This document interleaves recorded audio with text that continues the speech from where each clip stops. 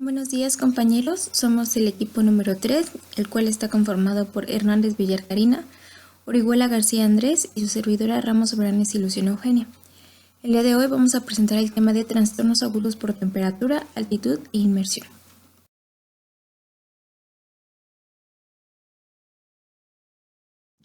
Iniciaremos hablando acerca de las quemaduras, la cual se define como aquellas lesiones producidas por la acción de agentes físicos, químicos o biológicos que provocan alteraciones en la piel, las cuales van desde un enrojecimiento hasta una destrucción total de las estructuras vitales. De acuerdo a los agentes físicos, pueden ser térmicos, eléctricos o radiantes.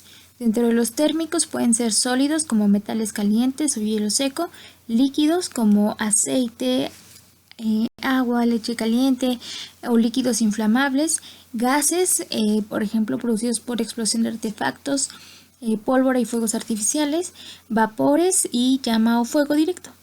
Dentro de las eléctricas pueden ser de alta tensión, baja tensión o una descarga eléctrica. Y las radiantes pueden ser por radios ultravioletas, secundarios al sol, rayos X, energía atómica y radio. También se encuentran agentes químicos que pueden ser álcalis, que son aquellos elementos que se pueden utilizar como líquidos de limpieza, o cementos, son los hidróxidos, carbonatos y sosas cáusticas. Dentro de los ácidos pueden ser aquellos líquidos utilizados, por ejemplo, para limpieza de baño, como el hidroclorhídrico, ácido oxálico como un removedor, el ácido muriático y el ácido sulfúrico. También se consideran compuestos orgánicos aquellos, por ejemplo, derivados del petróleo. Y finalmente los agentes biológicos, que son aquellos seres vivos que cuando entren en contacto con los tejidos van a provocar lesiones irritativas. Estos pueden ser insectos, medusas, peces eléctricos o batracios. De acuerdo a la clasificación por su profundidad, pueden ser quemaduras de primer grado en aquellas que se compromete la epidermis y se va a observar como un enrojecimiento e hipersensibilidad. Las quemaduras de segundo grado van a comprometer la epidermis y parte de la dermis. Pueden aparecer flictenas y edema. Estas llegan a ser más dolorosas. Se clasifican estas en superficial y profunda. Y la quemadura de tercer grado son aquellas que ya afectan a dos capas de la piel en forma completa y se van a ver de aspecto blanco o marrón y acartonado. Y estas, van a destruir las terminaciones sensitivas por los cuales de la piel, por lo cual el paciente pues va a estar sin datos de dolor. Siempre es importante tener presente que factores de riesgo que van a aumentar la incidencia de morbimortalidad en pacientes con este tipo de lesiones van a ser aquellos extremos de la vida, lesiones en donde predominen quemaduras de tercer grado, situaciones en donde haya un gran porcentaje de compromiso en la superficie corporal total, que existan datos de desnutrición o sobrenutrición, datos de infección o de una comorbilidad y datos de una infección sistémica, además de quemaduras de la vía aérea. Profundizando en el tema de lesiones eléctricas, vamos a tener que se definen mejor con el término de lesión electrotérmica, que va a ser cuando el cuerpo va a entrar en contacto con un circuito eléctrico o cuando se expone a un calor intenso en un arco eléctrico cercano. La clasificación de acuerdo con la fuente de corriente alterna puede ser en alto voltaje, por ejemplo en una exposición laboral, cuando alguien toca las líneas eléctricas aéreas; de bajo voltaje, cuando alguien toca algún aparato electrodoméstico con energía eléctrica. Generalmente estos transmiten de 30 miliamperes en promedio.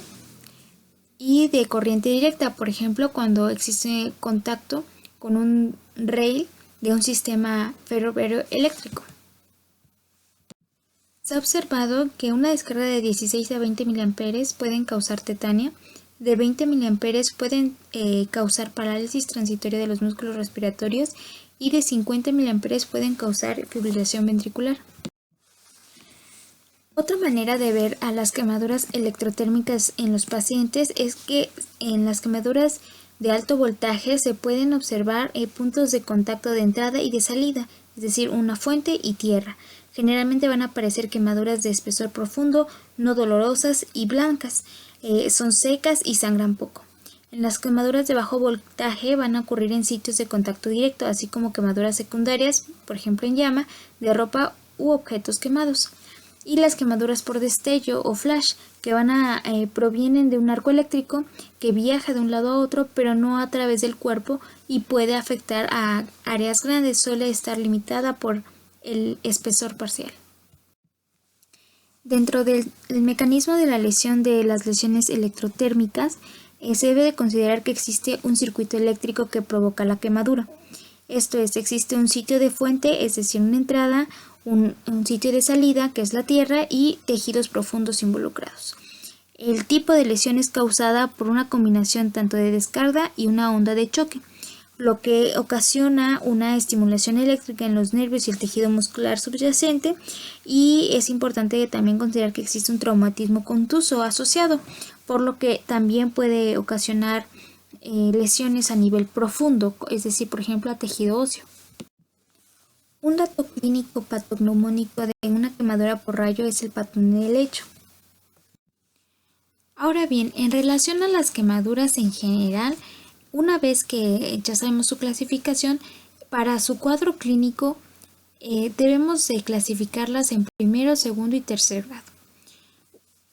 Inicialmente, en las quemaduras de primer grado se van a caracterizar por superficie rosada, eritematosa, sin solución de continuidad, sin presencia de ampolla ni flictenas, y van a ser muy dolorosas. La más representativa de esta es la quemadura por rayos ultravioleta. De ahí siguen las quemaduras de segundo grado, las superficiales, donde ya va a haber una ampolla o flictena. La superficie de igual manera va a ser muy eritematosa y el paciente a referir mucho dolor. Sin embargo, la microcirculación va a estar conservada.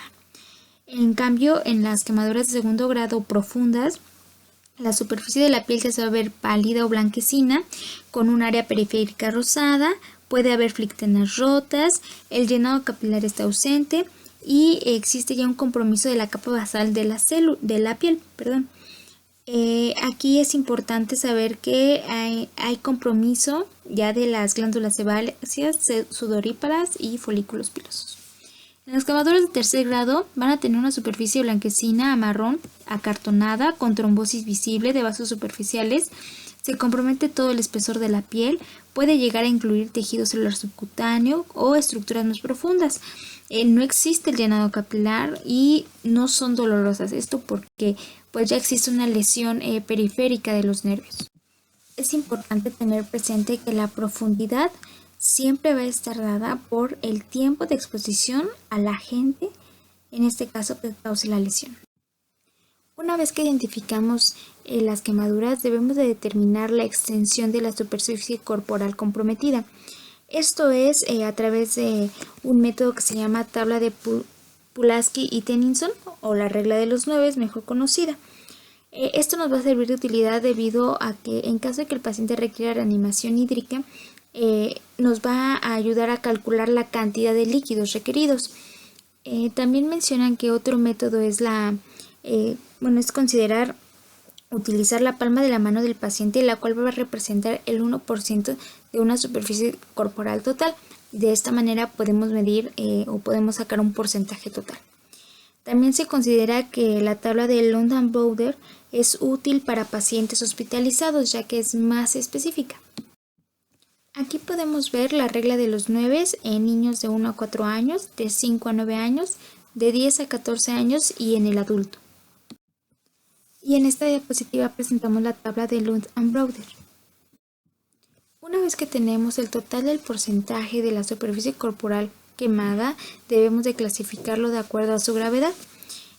Aquellas en donde se encuentre una superficie corporal mayor al 20% se va a considerar un paciente gran quemado. De ahí es importante también tener en cuenta que siempre las áreas críticas van a ser cara, manos, pies, periné, genitales, ojos y oídos. Dentro de los paraclínicos considerados en la evaluación del paciente, se debe de considerar una citometría hemática, tiempos de coagulación, grupo sanguíneo y factor RH, Esto también examen general de orina, una química sanguínea que contenga glucosa, urea, creatinina, gases arteriales, electrolitos séricos, proteínas totales fraccionadas y considerar si tiene o no algún panel viral positivo. De igual manera, considerando la gravedad del paciente en relación, como ya comentamos, a la superficie corporal afectada, a la profundidad, al cuadro clínico inicial o el compromiso hemodinámico del paciente, datos de sepsis, tenemos que considerar el cultivo de gérmenes en la piel al ingreso de la hospitalización y cada 4 días. Se considera en algunas ocasiones el control diario de biometría hemática y electrolitos séricos. Posteriormente, un seguimiento cada segundo o tercer día de gases arteriales, un perfil hepático, proteínas totales. Y posteriormente, de manera semanal, se consideraría idóneo un hemocultivo o un urocultivo. Esto si se considera además una infección invasiva, inclusive biopsia del tejido. También es importante considerar que se pueden realizar estudios de gabinete como radiografías de tórax o de huesos largos o de donde amerite y exámenes complementarios como un electrocardiograma, fibrobroncoscopía en caso de una inhalación de humo, un ultrasonido Doppler en caso de que sospechemos una lesión vascular y, por ejemplo, medición de carboximoglobina en caso de intoxicación por monóxido de carbono. También se hace un apartado acerca del abordaje inicial, pero en el sitio donde ocurre la lesión, esto es en el lugar donde ocurren los hechos. Esto con el objetivo inicial de detener el proceso de producción de la quemadura. Entonces, encontrando al paciente, se debe de retirar la ropa de la zona afectada, alejar todas las áreas comprometidas del contacto químico o físico, de la fuente de calor, o alejarlo de la fuente de calor o del contacto en caso de una quemadura por electricidad. Aplicar agua fría en quemaduras de poca extensión en menos del 10%, cubrir zonas afectadas con una sábana seca y limpia. Lesiones en los ojos se deben de tratar siempre con irrigación permanente con solución fisiológica estéril. Se deben de retirar anillos, relojes u otros accesorios de miembros afectados para evitar un efecto torniquete que produzca edema. Y se debe de llamar a ya sea atención de primeros auxilios, paramédicos, ambulancia, esto con el fin de trasladarlo a una unidad de mayor atención. Una vez en el ámbito hospitalario, igualmente se hace otra evaluación inicial para determinar la gravedad del paciente, iniciando por la vía aérea y continuando con la ventilación, circulación, déficit neurológico y en caso de necesitar resucitación.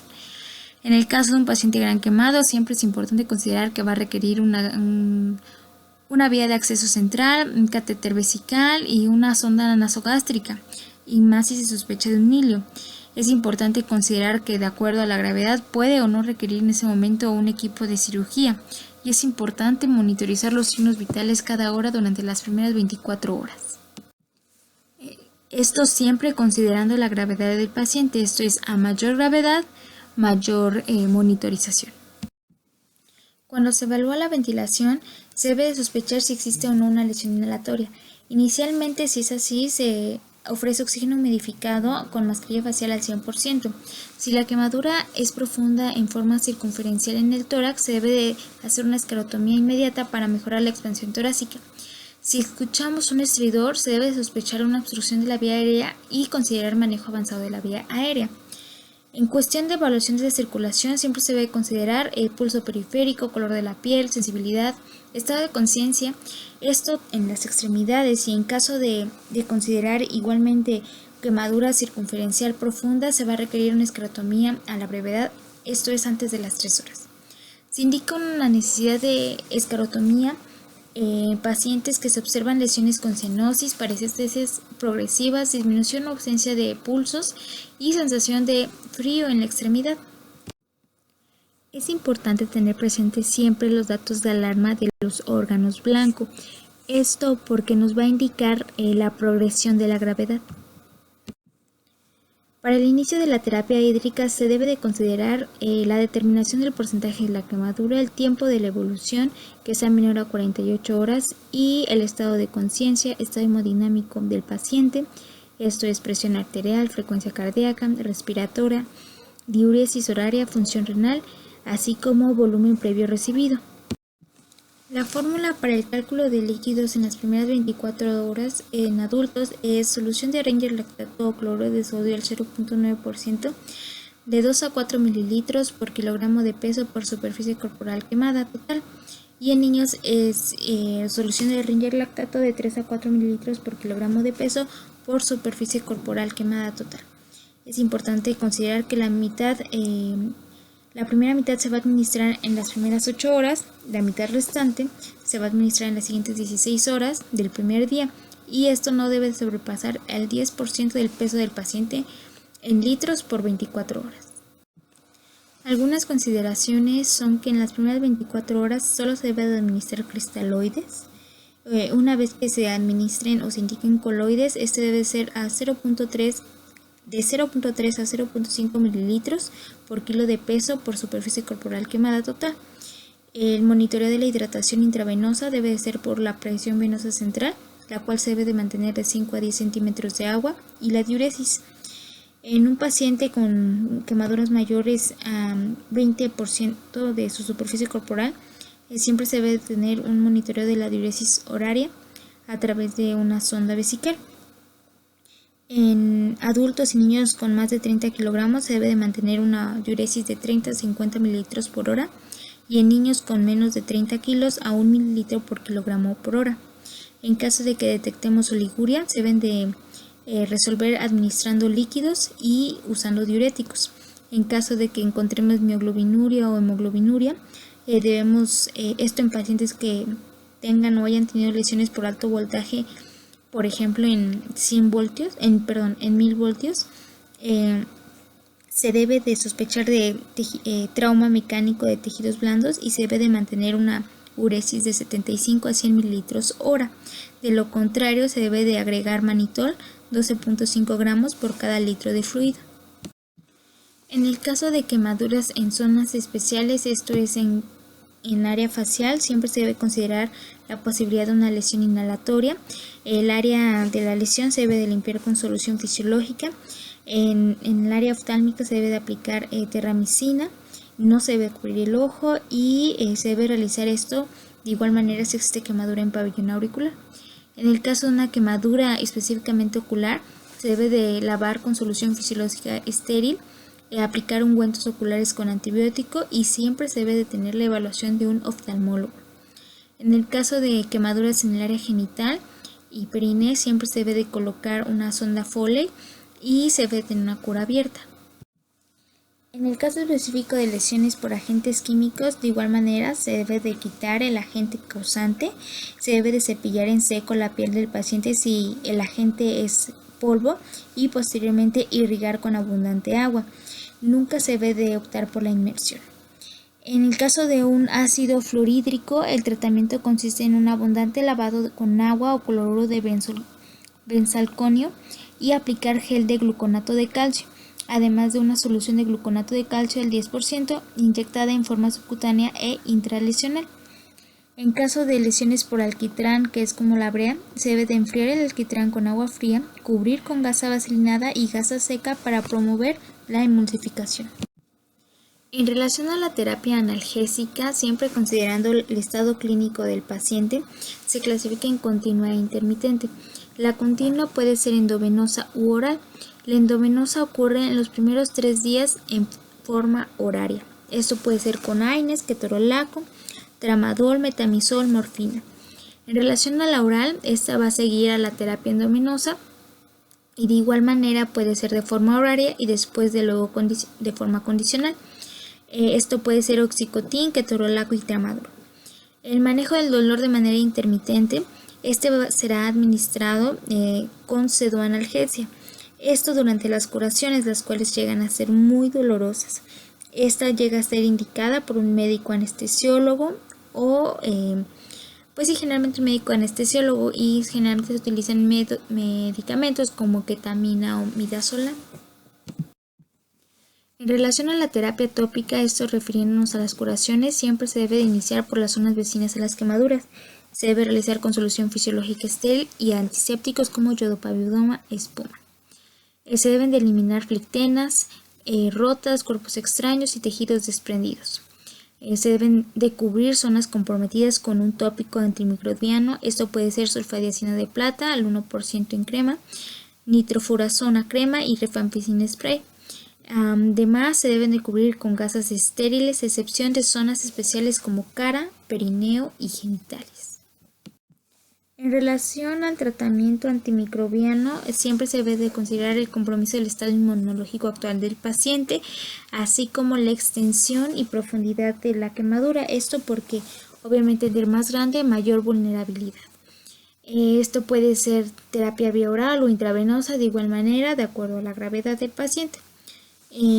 De acuerdo a la sospecha del agente etiológico de infección, si son gram positivos o gram negativos, ya hay una clasificación de medicamentos que se pueden ser utilizados.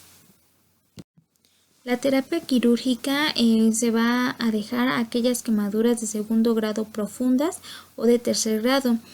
Siempre se debe de considerar una esclerotomía precoz, esto es del tercer al quinto día, y un autoinjerto inmediato. Las técnicas quirúrgicas pueden ser una esclerotomía tangencial, esclerotomía facial, homoinjerto o genoinjerto, autoinjerto de piel parcial, autoinjerto de piel total y colgajos. Dentro del tratamiento coadyuvante siempre se deben de considerar el uso de protectores de la mucosa gástrica, vitaminas como vitamina C, vitamina K, aporte de oligoelementos como sulfato ferroso, el uso de prendas elásticas compresivas en los pacientes con quemaduras de segundo grado profundas y de tercer grado, aquellos pacientes que requieran terapia física, apoyo psicológico y reincorporación social. Esto pues porque muchos quemaduras cicatrizan de una manera hipertrófica y obviamente está comprometida la estética. Y es importante saber que estos pacientes requieren seguimiento. Se sugiere un seguimiento mensual en los primeros 3 meses y posteriormente cada 3 meses durante 2 años. Criterios de referencia a un centro de quemados van a ser aquellas quemaduras con espesor parcial de más del 10% de superficie corporal, aquellos que afectan las áreas especiales o áreas críticas, cara, manos, pies, genitales, perineo y articulaciones mayores.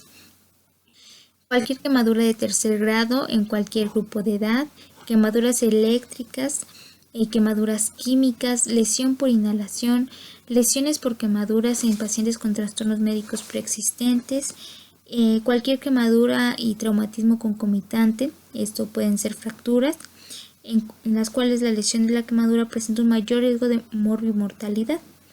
En niños quemados en hospitales sin personal o equipo calificado para el cuidado de niños, y lesión por quemaduras en pacientes que requieren intervención social, emocional o de rehabilitación especial. Es importante considerar que también pueden existir complicaciones en las quemaduras, como desde infección y sepsis, choque hipovolémico, alteraciones hidroelectrolíticas y ácido base, neuropatías infecciosas, insuficiencia renal aguda, hemorragias digestivas, un balance nitrogenado negativo, cicatrización corneal, cataratas, condritis, cicatrices hipertróficas e inclusive colecistitis alithiásica. El pronóstico va también a estar determinado por la función y estética en un tiempo posterior a los 2 años. La función va a estar determinada si se realizó o no por una cirugía precoz, el uso de injerto de piel total en zonas de flexión y la fisioterapia precoz y constante.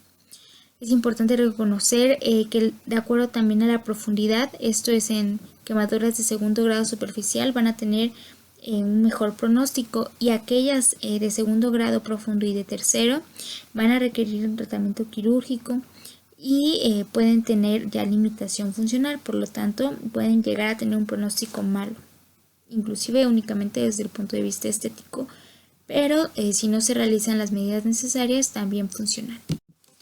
En relación a las lesiones térmicas, estas se van a definir como cualquier enfermedad sistémica o daño tisular causado por la exposición a temperaturas extremas. La hipertermia se va a considerar una temperatura corporal central mayor a 37.5 grados centígrados y la hipotermia se va a considerar aquella menor a 35 grados centígrados. Esta se va a clasificar en leve, moderada y grave, de leve de 32 a 35, moderada de 37 a 32 y grave o profunda de menor a 27 grados. Las lesiones relacionadas con el calor se van a considerar leves cuando se hablan de quemaduras solares, calambres por calor, edema por calor, síncope por calor o agotamiento, y grave aquella conocida como golpe de calor. Las lesiones relacionadas con el frío van a ser aquellas periféricas, como consideradas sabañones, piel de trinchera y congelación, y aquellas lesiones consideradas sistémicas se va a considerar la hipotermia. El diagnóstico se va a realizar midiendo la temperatura corporal central, que existe un antecedente de exposición a temperaturas extremas por un tiempo prolongado, y esto aunado a los hallazgos físicos. Las quemaduras solares se van a caracterizar porque se encuentran en áreas expuestas al sol. Va a ser un eritema cutáneo que puede ir de leve a grave, que se va a manifestar con edema y ampollas, y en los casos más graves pueden producir síntomas sistémicos como náuseas, cefalea, vómito y fiebre. Los calambres por calor van a ser aquellos espasmos musculares involuntarios, dolorosos y autolimitados en cualquier músculo asociado con el esfuerzo físico en un ambiente tibio a caluroso. El edema de calor o edema por calor van a ser aquellos edemas en extremidades asociados al esfuerzo físico en un ambiente caluroso, y va a mejorar con el reposo y la elevación de la extremidad. Generalmente es autolimitado. El síncope o agotamiento por calor va a ser el aturdimiento transitorio y pérdida breve del tono muscular y la conciencia asociado con el esfuerzo físico en un ambiente tibio o cálido. Esto es un trastorno benigno, aunque el síncope puede presentarse en formas más graves de enfermedades por calor. Finalmente está el golpe de calor, del cual se hablará más adelante en la exposición por mis compañeros. Las lesiones relacionadas con el frío, los iniciales son los sabañones, las cuales son lesiones que aparecen en el dorso de los dedos de pies y manos. Pueden presentarse también en nariz, oídos u otras áreas de extremidades o inclusive en los glúteos. Estos pueden aparecer como parches eritematosos, placas o nódulos con distribución simétrica asociadas con úlceras o ampollas. Estos llegan a remitir en semanas. El pie de trinchera es una molestia en el pie y se va a referir raramente en las manos. Se va a asociar a la exposición prolongada de frío y humedad. Pueden empeorar con el uso de botas ajustadas y se asocia con edema, eritema, desprendimiento de la piel, bulas hemorrágicas y entumecimiento o dolor grave. A menudo se va a acompañar de infección. La congelación extrema o conocida como frostbite es un edema tisular localizado y necrosis asociada con la exposición al frío, a menudo en las extremidades periféricas, nariz, oídos o cualquier otra parte de la piel expuesta al frío. Antes del calentamiento, el área puede estar fría y entumecida, de color blanco o gris y dura, con una textura similar a la piel o cera. Y durante o después del calentamiento puede presentarse un dolor grave, parestesias con úlceras claras o hemorrágicas. Y los casos leves y autolimitados se conocen como congelación leve, como frostnip. Y finalmente el caso más grave, que es la hipotermia, de la cual se va a hablar más adelante por mis compañeros. En relación a los paraclínicos, se habla de que en la mayoría de las lesiones térmicas leves o periféricas no es necesaria una prueba de laboratorio para el diagnóstico. Sin embargo, para el manejo integral del paciente y más si tiene comorbilidades, se debe de considerar realizar exámenes generales. De igual manera, en la electrocardiografía se pueden observar únicamente en hipotermia la onda J clásica, que aparece cuando existe una temperatura central menor a 33.8 grados centígrados. Y con diversos grados de hipotermia se pueden presentar fibrilación auricular, bradicardia, fibrilación ventricular y asistolia inclusive. En las medidas iniciales de las lesiones ocasionadas por calor, siempre se debe de apartar al paciente del sol y del ambiente caluroso. En una quemadura solar se debe utilizar compresas frías, loción con aloe vera o calamina, y las ampollas abiertas se deben de limpiar con agua y jabón. En el caso de calambres por calor, se debe de optar por rehidratación oral, mantener en reposo y estirar los músculos afectados. De igual manera, en el edema por calor, la rehidratación oral es importante. Posteriormente, elevar la extremidad o utilizar medidas de compresión si es necesario. En el síncope de calor, además de la rehidratación oral, se debe de mantener al paciente acostado en posición supina para elevar las piernas y recomendar el reposo hasta la recuperación. En las lesiones relacionadas con el frío, se debe de alejar al paciente del ambiente húmedo y frío. En el caso de sabañones y pie de trinchera, se debe elevar las partes afectadas. Se debe de hacer un recalentamiento cuidadoso, mantener el área seca, limpia y cubierta con apósitos no apretados. En el caso de una congelación, nunca se debe de comenzar por el recalentamiento hasta que se haya eliminado el riesgo de recongelación. Se debe de descubrir y drenar las ampollas transparentes, dejar intactas las ampollas hemorrágicas y mantener el área limpia y seca y cubierta con apósitos no apretados. En relación al tratamiento de las lesiones ocasionadas por el calor, la quemadura solar, por ejemplo, con aloe vera tópico o benzocaína tópica, se puede manejar bien el dolor de estas lesiones. Se opta por utilizar antimicrobianos tópicos o sulfasalacina en áreas expuestas con ampollas. En relación a los calambres por calor, el edema, el síncope o el agotamiento por calor, se habla de rehidratación oral o bien intravenosa de acuerdo a la situación clínica y gravedad del paciente. En relación a las lesiones ocasionadas por frío, los sabañones, se utiliza el uso de nifedipino. En caso de pie de trinchera, se utiliza o se opta por el uso de analgesia y antibióticos en caso de una infección cutánea concomitante. Y en el caso de congelación, se habla de utilizar analgesia y recalentamiento en un baño de agua caliente, aproximadamente de 37 a 39 grados centígrados, hasta que la piel sea flexible y menos olorosa. En los casos graves de congelación se puede considerar el uso de un activador de plasminógeno tisular intravenoso o intraarterial. Es importante siempre considerar un diagnóstico diferencial o sospecha de un diagnóstico diferencial en este tipo de lesiones térmicas por el ambiente. El tratamiento quirúrgico en este tipo de lesiones se opta o se deja para casos de congelación de cuarto grado, es decir, que hay un daño de un espesor total. En relación al seguimiento, estos pacientes con hipertermia o hipotermia simple, posterior a una evaluación integral, es decir, que incluya por lo menos valores de laboratorio, básicos, citometría hemática, química sanguínea, y no existe una alteración o un déficit neurológico, se pueden dar de alta y seguimiento en consulta. Buen día, compañeros, mi nombre es Andrés Orihuela García y voy a continuar con el tema de hipotermia. La hipotermia es aquella temperatura corporal menor a 35 grados y que se debe a la pérdida de calor a consecuencia de la conducción, convección o evaporación. Esta principalmente tiene que ser medida en el recto, en el tímpano o en el esófago.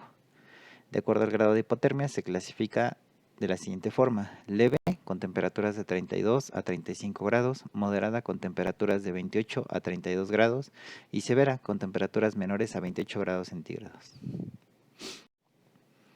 Ahora bien, ¿cuáles son los factores de riesgo para presentar hipotermia? Estos son varios y depende de la etiología, las características de cada uno.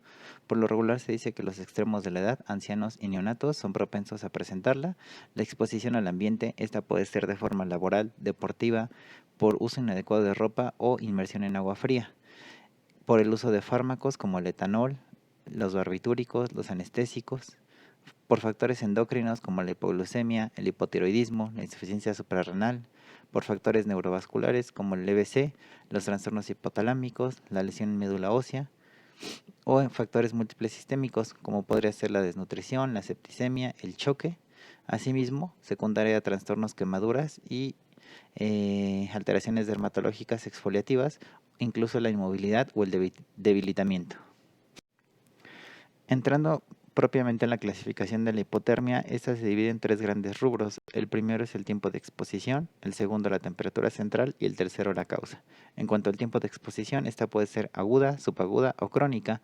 La aguda en un corto periodo, la subaguda es típica en personas que viven en montañas y la crónica es con una temperatura corporal que cae en días o semanas. En cuanto a la temperatura, como les comentaba, puede ser leve, moderado o grave, que va desde temperaturas de 35 hasta la grave, con temperaturas menores a 28 grados centígrados. Aquí es importante mencionar que temperaturas entre 25 y 26 grados son incompatibles con la vida. En cuanto a la causa, esta puede ser primaria o accidental, principalmente en aquellas personas que tienen una exposición accidental al frío, y secundaria, esto su etiología es causada por enfermedades agudas o crónicas que provocan un fallo en la termorregulación. ¿Cuál es el cuadro clínico de la hipotermia? Depende de la clasificación a la que corresponda. La hipotermia, como les comentaba en las diapositivas anteriores, puede ser leve, moderada o grave. En la hipotermia leve hay disminución del nivel de conciencia, disartria, agresividad, taquicardia, hipertensión, taquipnea, broncoespasmo o ilio paralítico. En cuanto a la moderada, hay disminución del nivel de conciencia, dilatación de pupilas, bradicardias, arritmia, hipoventilación. Y en la hipotermia de nivel grave, o bueno, en la clasificación grave podemos encontrar incluso coma, hipertonía muscular, respiración superficial e incluso llegar a lo que es el paro cardiorrespiratorio. Esta tabla pretende mostrarles las características de la temperatura asociada a la hipotermia. Por ejemplo, en temperaturas, que corresponden en promedio a 35 grados centígrados, puede que lleguen a presentar escalofríos por la termogénesis y aumentan la tasa metabólica.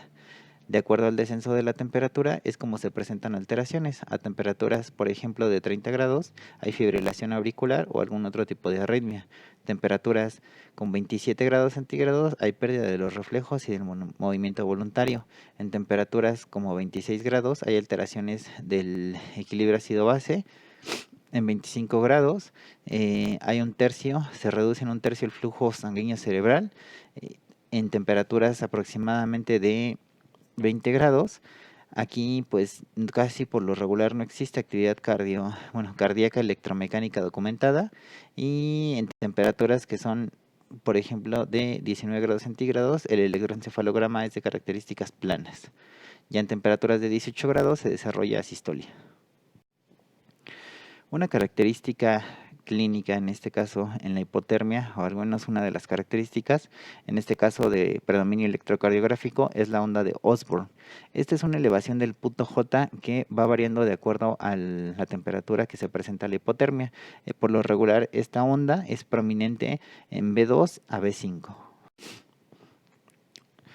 Ahora bien, en cuanto al tratamiento de la hipotermia, uno de los principales objetivos es calentar al paciente, y para ello se describen técnicas de recalentamiento. Por ejemplo, el recalentamiento pasivo. El objetivo de esto, o la principal idea, es quitar o movilizar al paciente del ambiente frío y pues generar un aislamiento. El recalentamiento externo activo, aquí se puede sumergir al paciente en lo que es agua caliente, se le pueden colocar sábanas térmicas, se le puede colocar calor radiante o aire forzado.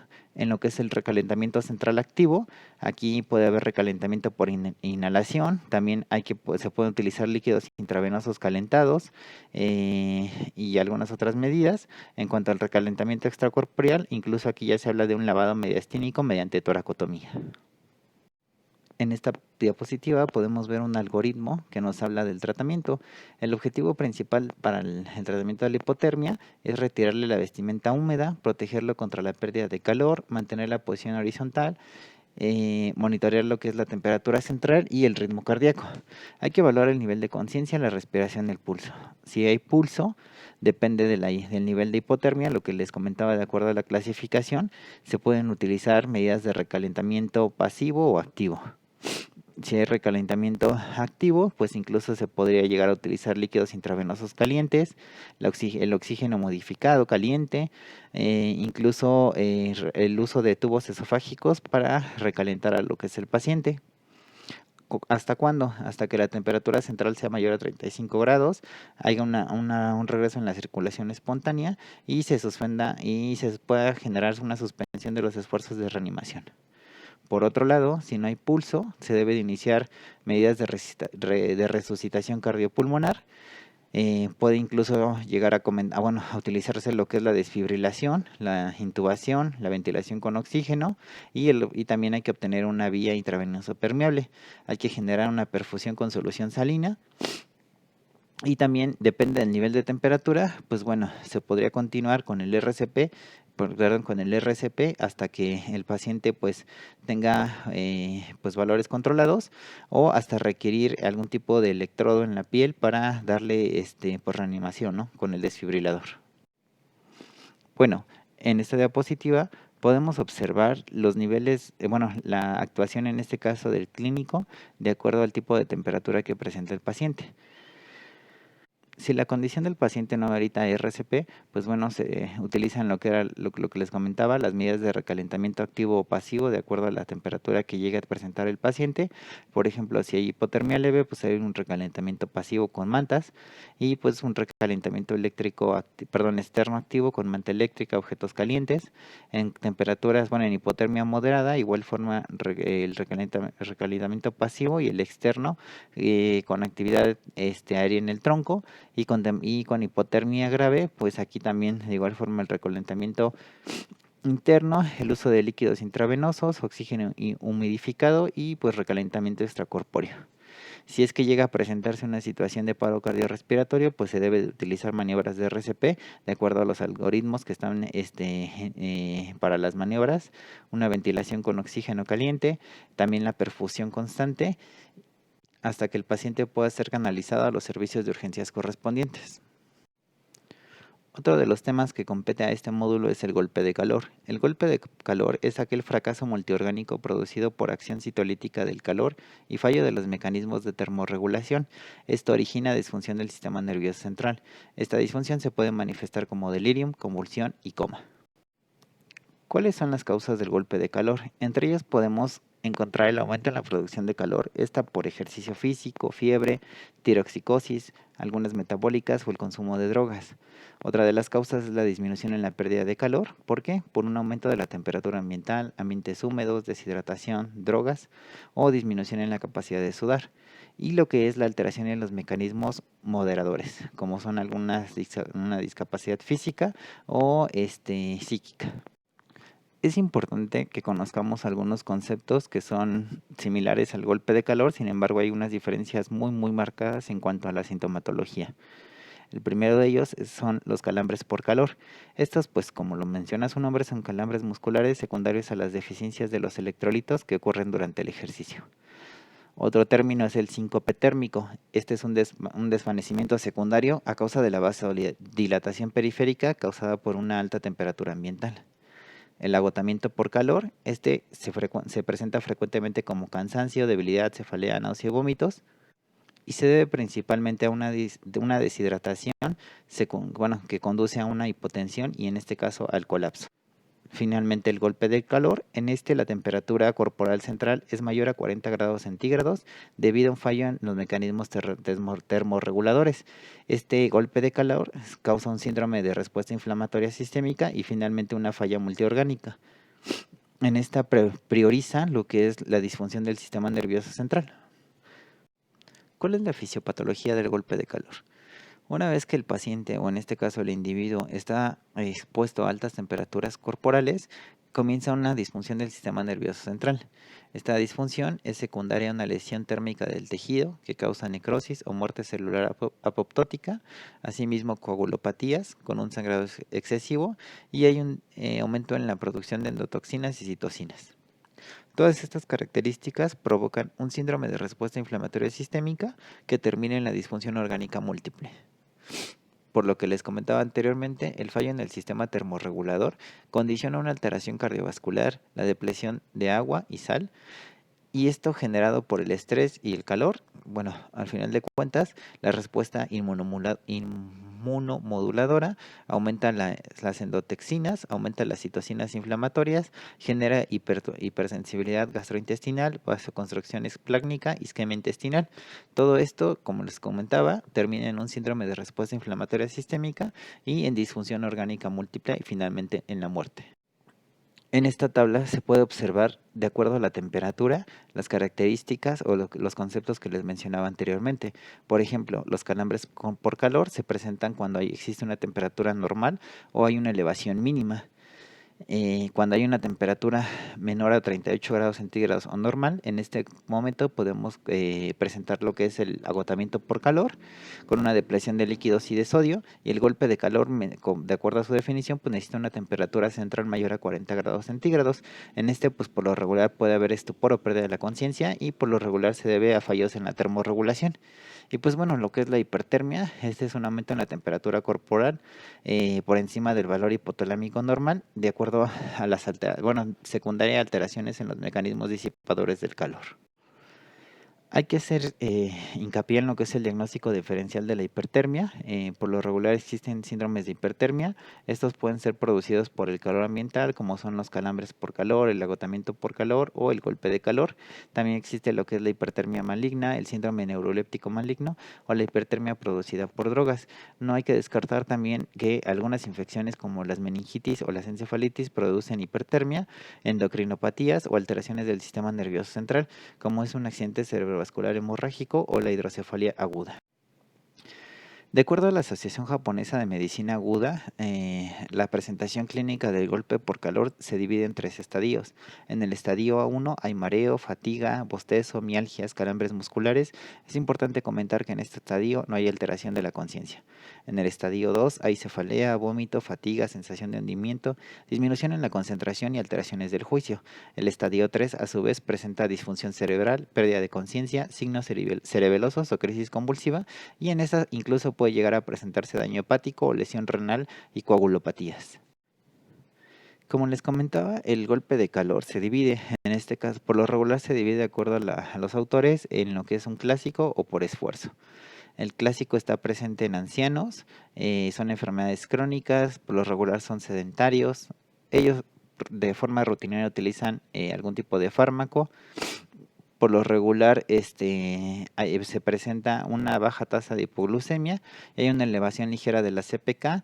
Por lo regular existe insuficiencia renal aguda y no hay coagulación intravascular diseminada. Y lo que es el golpe de calor por esfuerzo, este es en personas jóvenes, por lo regular son saludables y la principal causa es por ejercicio extenuante. Aquí es muy frecuente que exista la hipoglucemia, también es muy frecuente que exista rabdomiólisis y en ellos sí está presente lo que es la coagulación intravascular diseminada. ¿Cuáles son los criterios diagnósticos? Uno de los teóricos más aceptados es Bouschauma, en el que menciona una temperatura mayor a 40 grados centígrados, la presencia de piel seca y alteraciones en el sistema nervioso central, como es el delirium, las convulsiones y la presencia de coma. Asimismo, Bouschauma agrega lo que es la hipertermia y el síndrome de respuesta sistémica, agregando criterios como son la pérdida de conciencia o la presencia de convulsiones, la temperatura mayor a 40 y la exposición ambiental. Por su lado, la AJMA en Japón en 2006, además de la exposición ambiental, menciona dentro de las alteraciones del sistema nervioso central los síntomas cerebelosos, la disfunción hepatorrenal o la presencia de coagulopatías.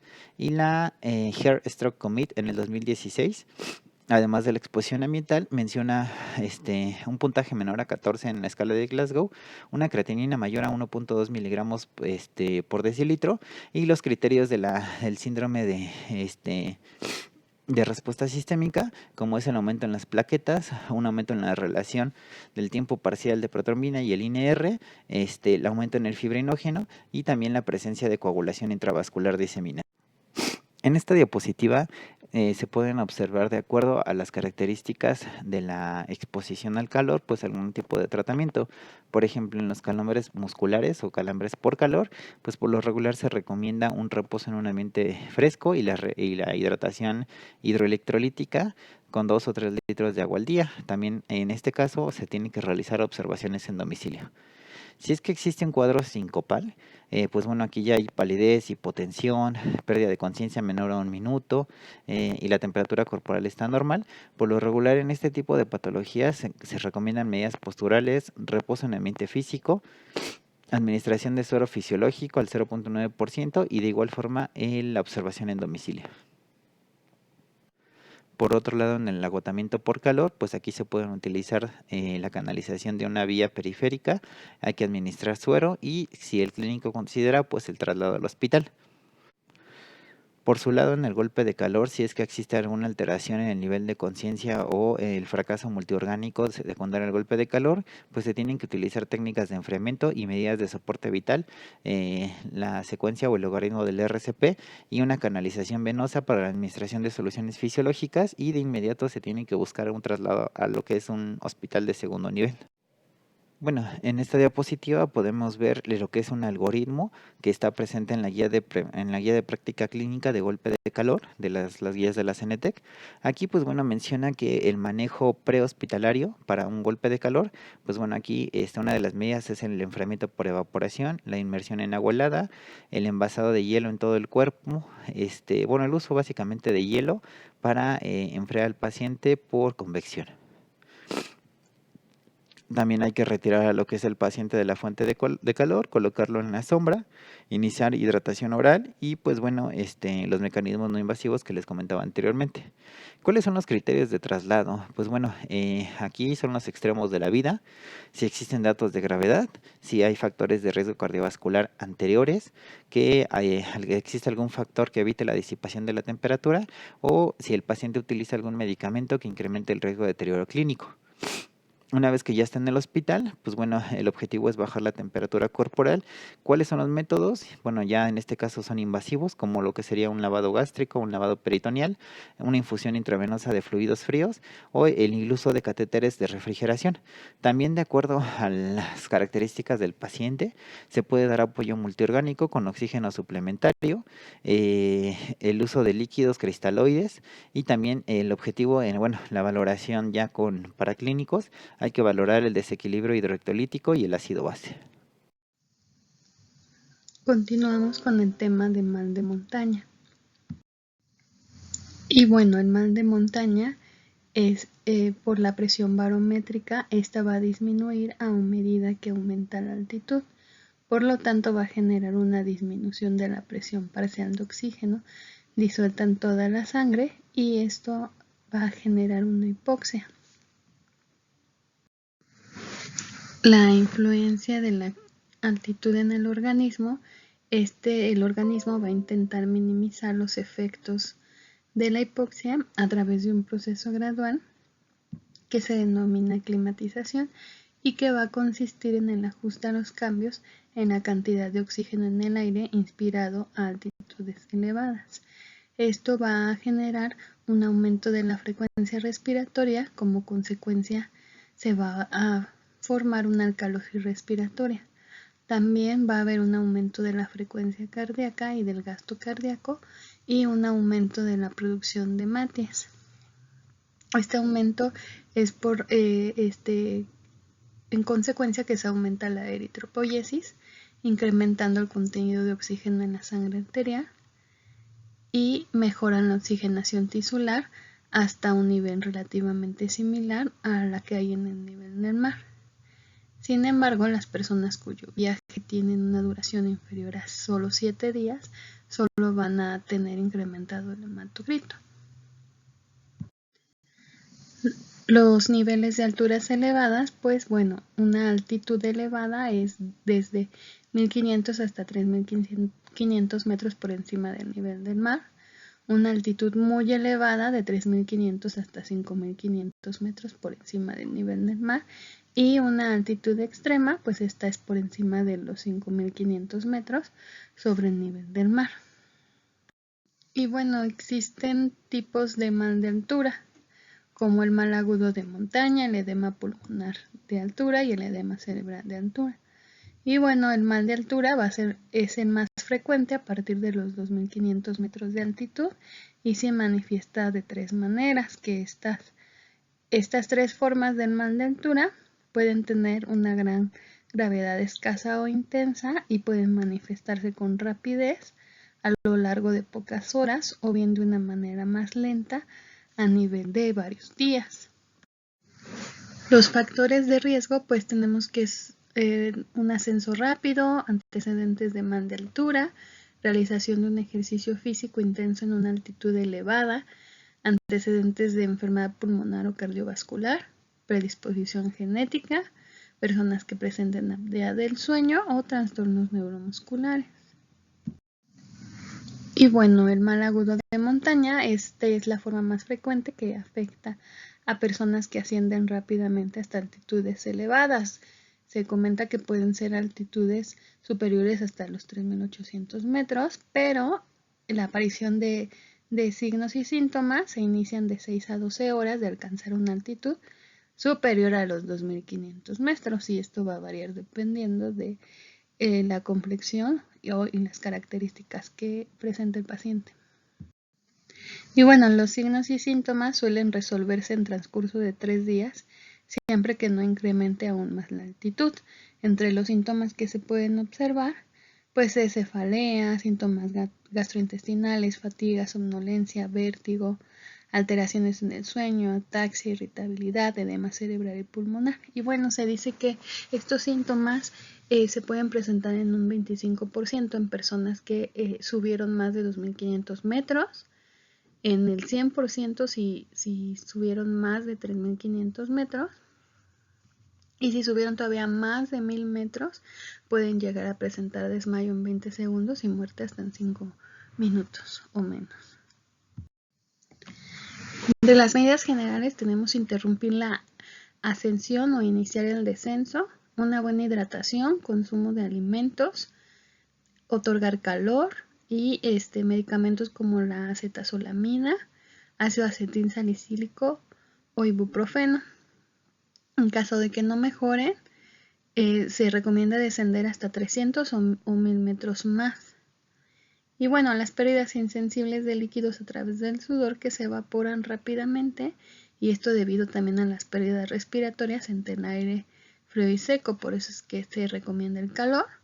Y en el caso del fármaco como la acetazolamina, pues este es un estimulante respiratorio que incrementa la eliminación de bicarbonato por parte de los riñones, dando lugar a una pérdida renal de iones de bicarbonato que llevan tras de sí el sodio, el agua y el potasio, y de esta manera pues se va a reducir la alcalosis respiratoria. Y bueno, cualquier deterioro en la clínica del paciente obliga al descenso.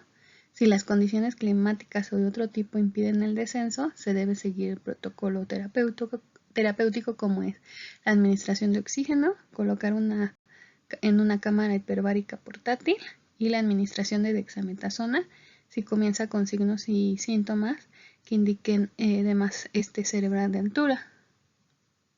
Y bueno, hablando del edema pulmonar de altura, esta es la causa más frecuente de fallecimiento por mal de altura. Los pacientes llegan a presentar disnea de esfuerzo o en reposo, tos seca con evolución hasta tos productiva, hemoptisis, cianosis, náusea, insomnio, cefalea, vértigo, confusión, ortopnea y dolor torácico.